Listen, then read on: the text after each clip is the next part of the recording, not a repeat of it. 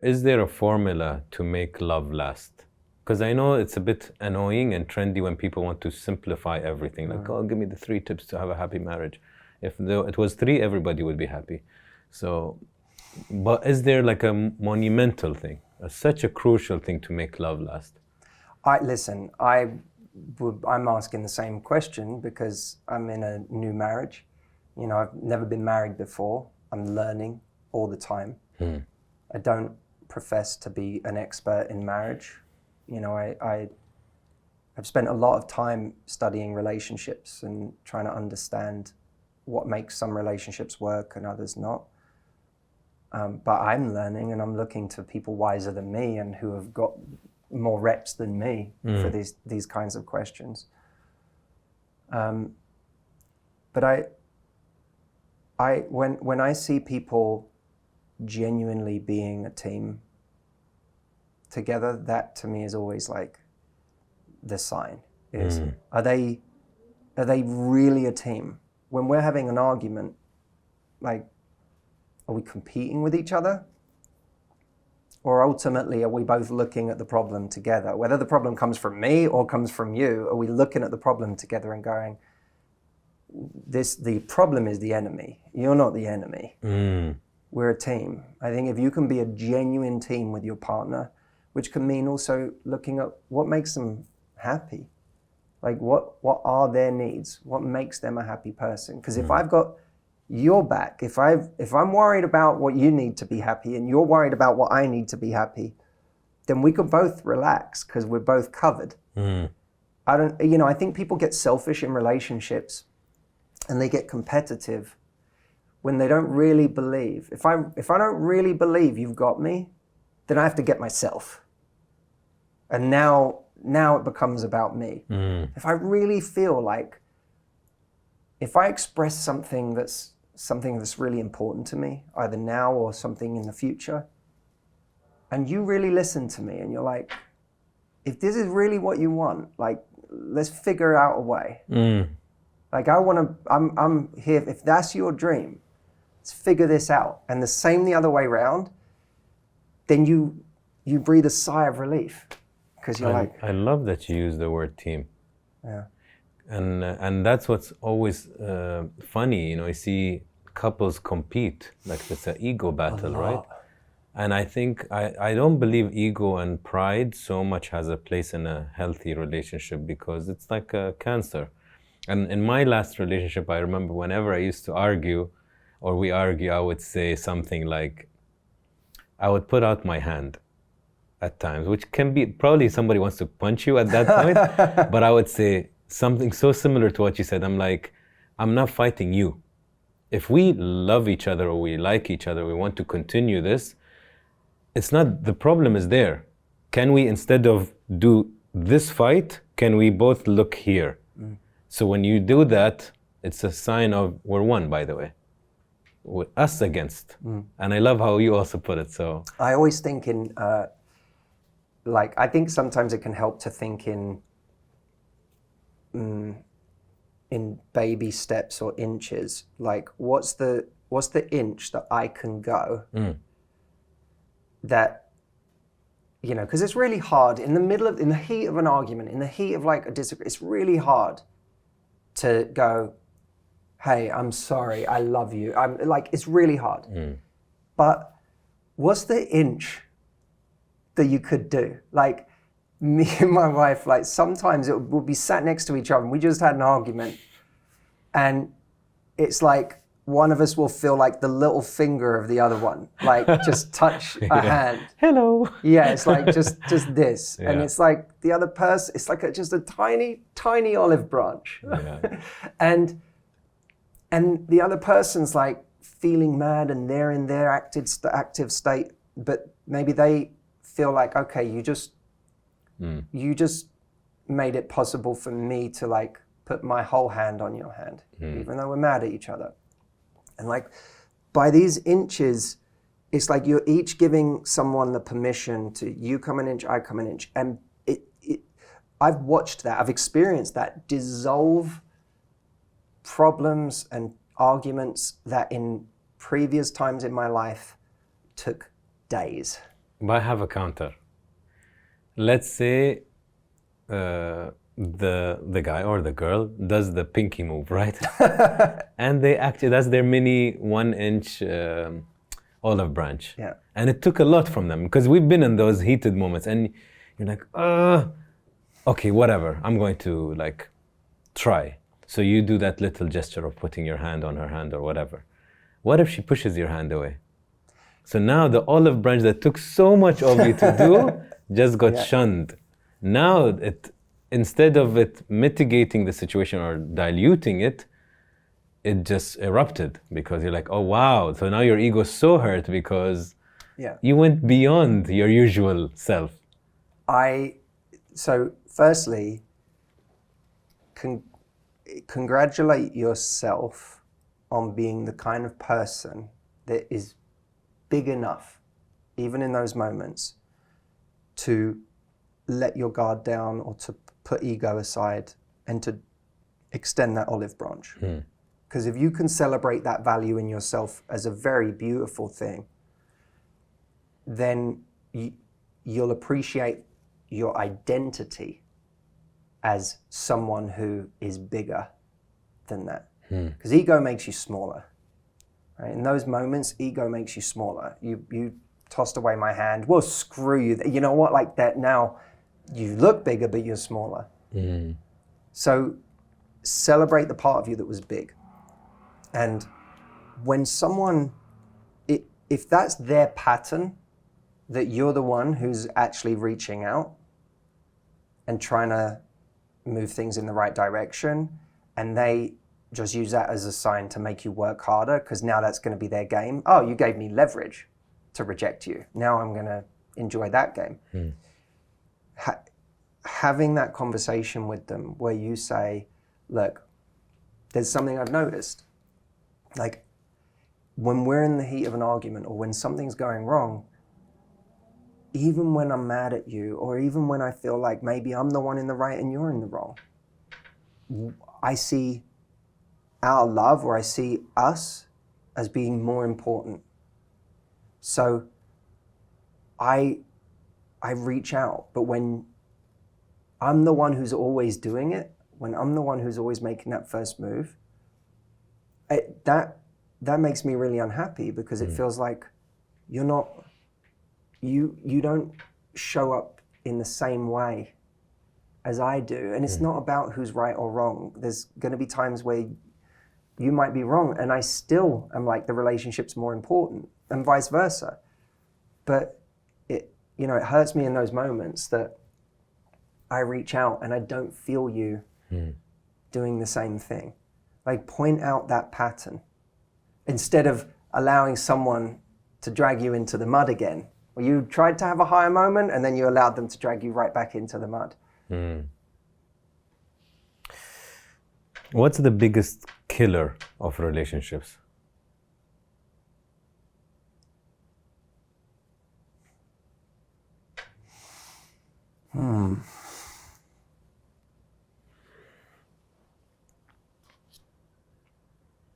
There's probably a couple. Ego is a big one, I think. Ego's big, because ego makes you do exactly what you just said, where you play games with someone, you try and have the upper hand all the time. Lack of discipline is one that's not talked about enough. Yeah, tell me about that one. I think that it requires discipline to have a relationship that is in shape. It requires discipline to say no to temptation. Or to say, yes, there's novelty over here, but I'm actually going to find newness in this relationship I have. I mean, you've built a business. You know what it is to be committed to that path. Like, you can't be running around doing 50 different things all the time. You have to actually commit to building this pile.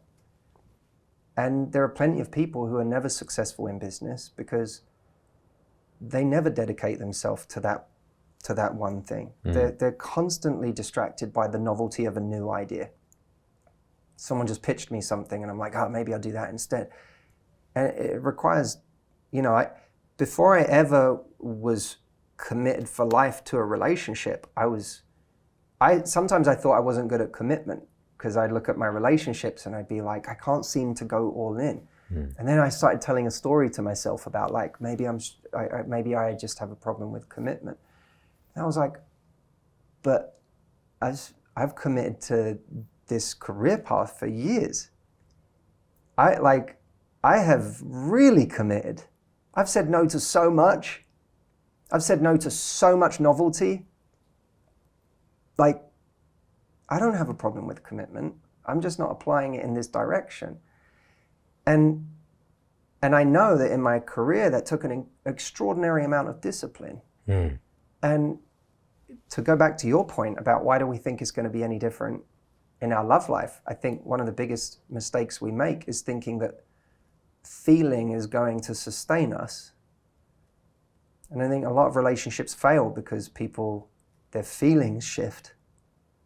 And then they go, oh, I guess it wasn't the right relationship again. But it requires discipline, not just to grit it out when you don't have the feeling and you're like, well, I don't have the feeling anymore, so I'm just going to grit through this now for the rest of my life. I'm not saying that.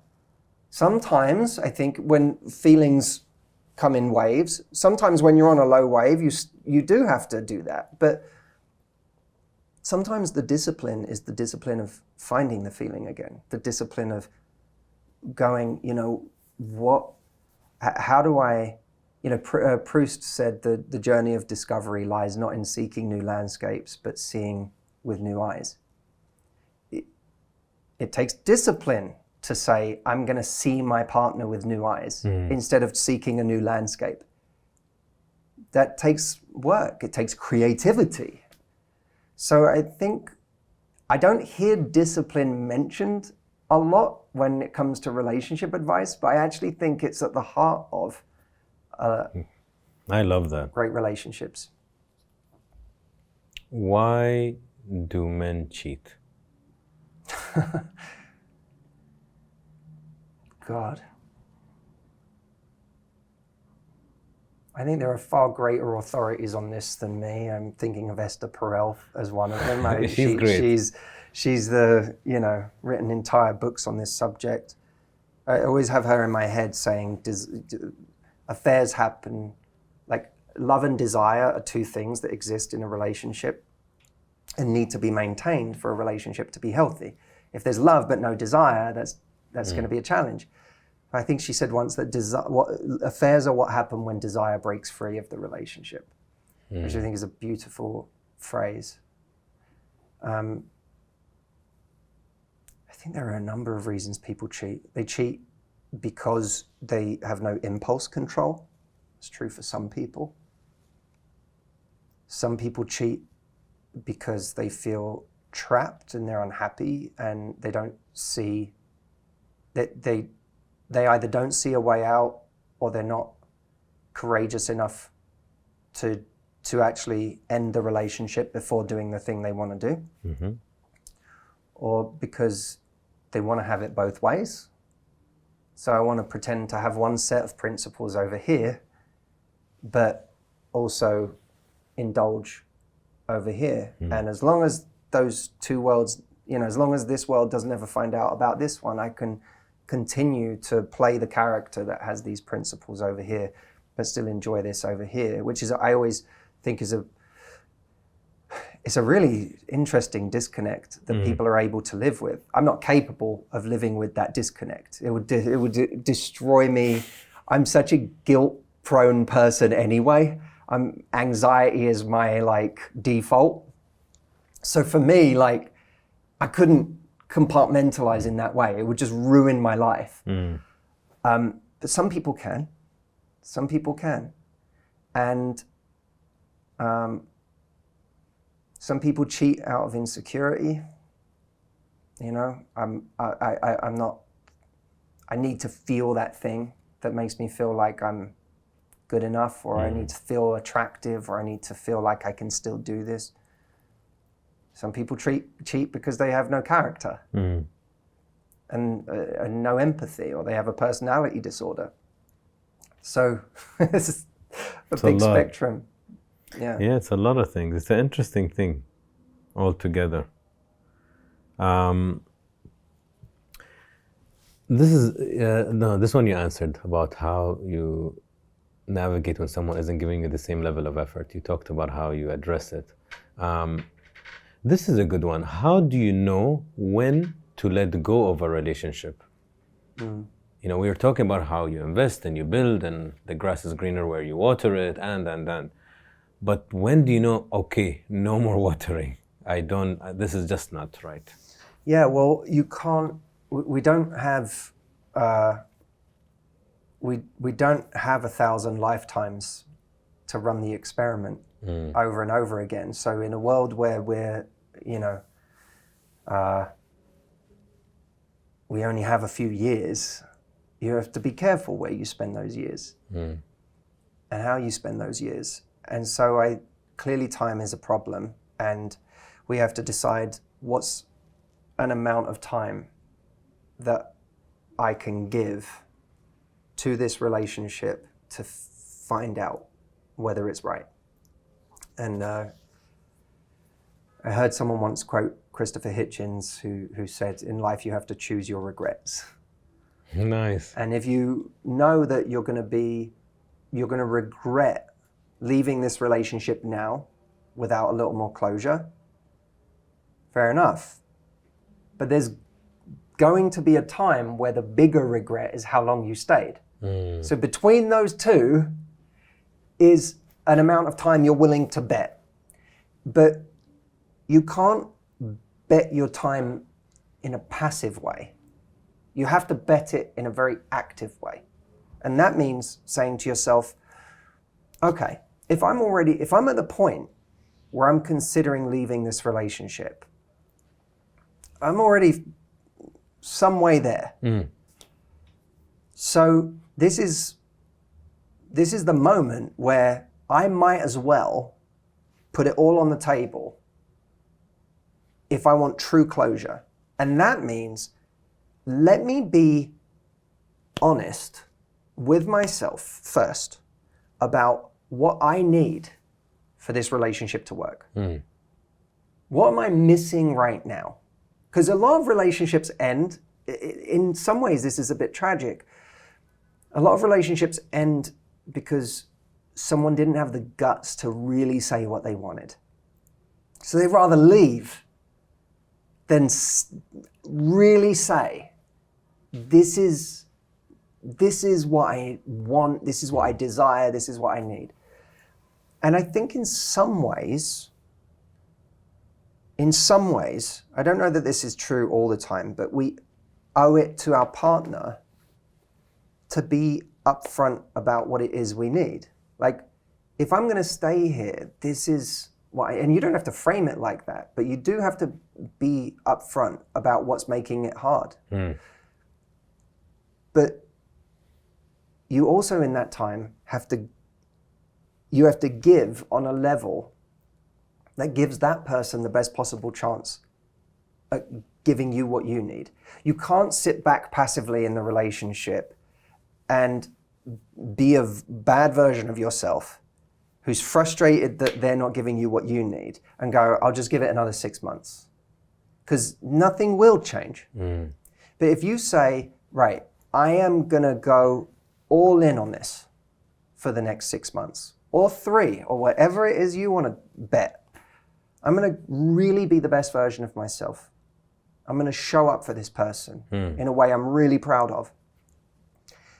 And I'm going to couple that with being really, really honest with them about what I need. Now, if you say to me, like, I don't want to do that, I don't want to like have to do all of it, then the relationship's already over. It's over, you just haven't admitted it yet. If the idea of, for the next 3 months, going all in makes you like want to run out of the room and go, no, I don't want to do that, then it's over. If it's worth saving, it's worth putting in that effort for the next few months and asking for what you need. And maybe your partner will surprise you. Or they won't, in which case you have a new form of closure. 100%. I was absolutely honest. It You gave it still everything. couldn't get there. I can now leave with a sense And of that's peace. way healthier, because you don't really regret. You like, I really gave it 100%, you know? Not what if.